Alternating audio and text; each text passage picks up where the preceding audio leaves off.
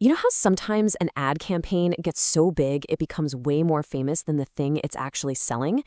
It's pretty rare, but when it happens, man, it can change everything. Today, we're going to talk about a company that took that idea and just ran with it, all the way to the extreme.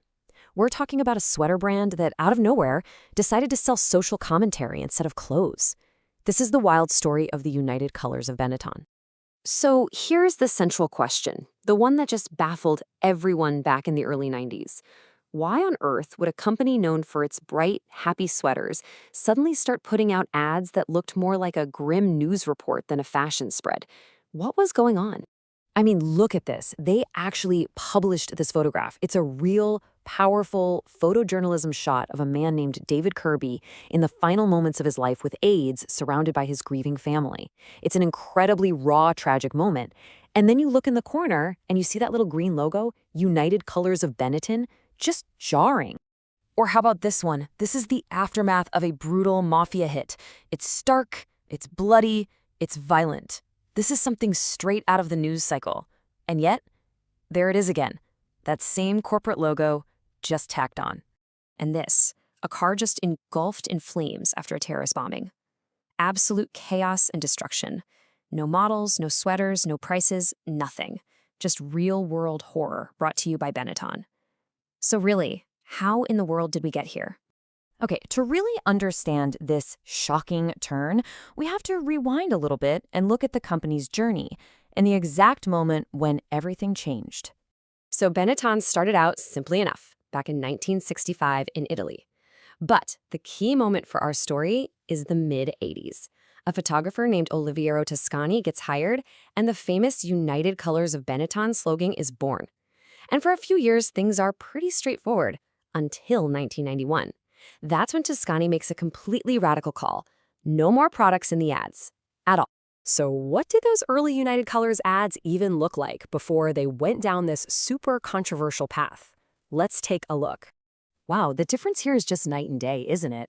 On one hand, you've got the early stuff from 84 to 90. It's all about harmony, bright colors, diverse young people smiling and wearing, Benetton sweaters. And then after 1991, the whole vibe just flips. It gets gritty, it gets real, it's controversial, and it uses actual news photos of real-world tragedies. No product anywhere. But here's the thing, even those early happy ads weren't perfect.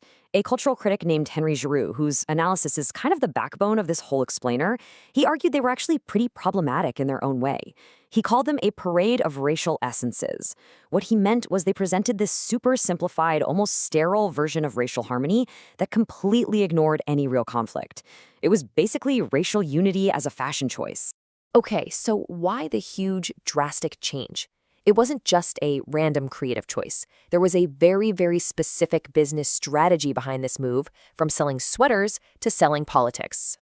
Yeah, this whole shift was a calculated move. Benetton's own market research was telling them that their target audience, we're talking 18 to 34-year-olds, was way more socially aware than previous generations. So they figured, to really connect with these people, they had to sell more than just clothes. They had to sell an image, a feeling of corporate responsibility.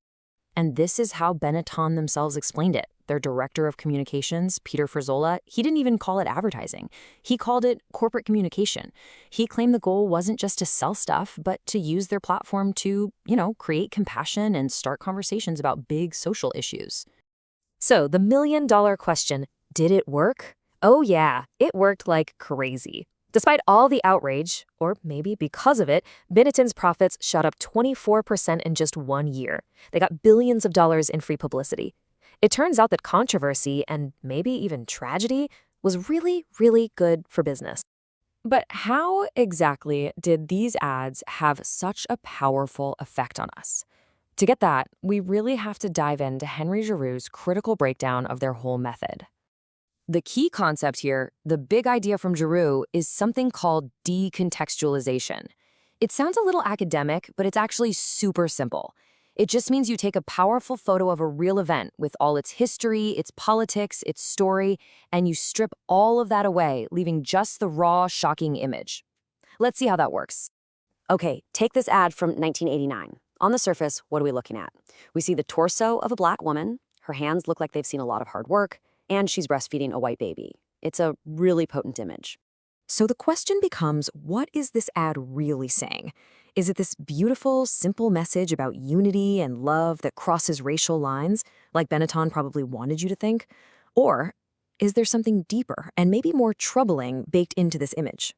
Well, Giroux's argument is that by stripping away any real context, Benetton leaves a vacuum. And what rushes in to fill that vacuum? A powerful and painful historical stereotype. In this case, the stereotype of the Black mammy or wet nurse, a figure that comes right out of the power dynamics of slavery and colonialism.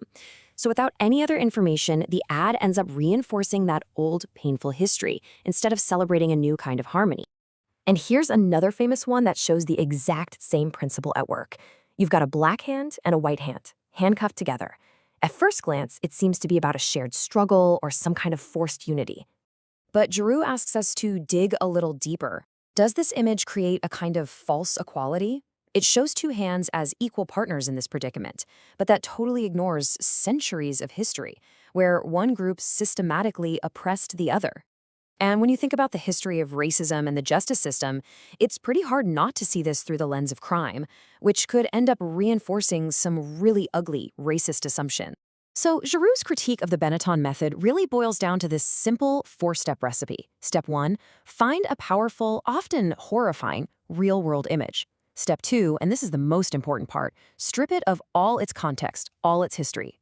Step 3, slap your corporate logo on it. And what's the result? Social tragedy isn't a political problem anymore. It's a spectacle. It's an aesthetic. It's a commercial you can consume. Now, I know these Benetton campaigns were decades ago, but their legacy is honestly more relevant now than ever. This playbook, this method of branding, it didn't go away. It just evolved. This quote from Stuart Ewan just hits the nail on the head. When big companies use the language of social justice, are we getting real change, or are we just getting a change of image? I mean, think about all the rainbow logos during Pride Month, or the black squares on corporate social media.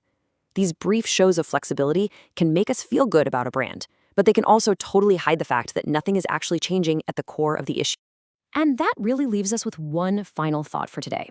We are surrounded by brands taking a stand on pretty much everything, right? From climate change to social justice.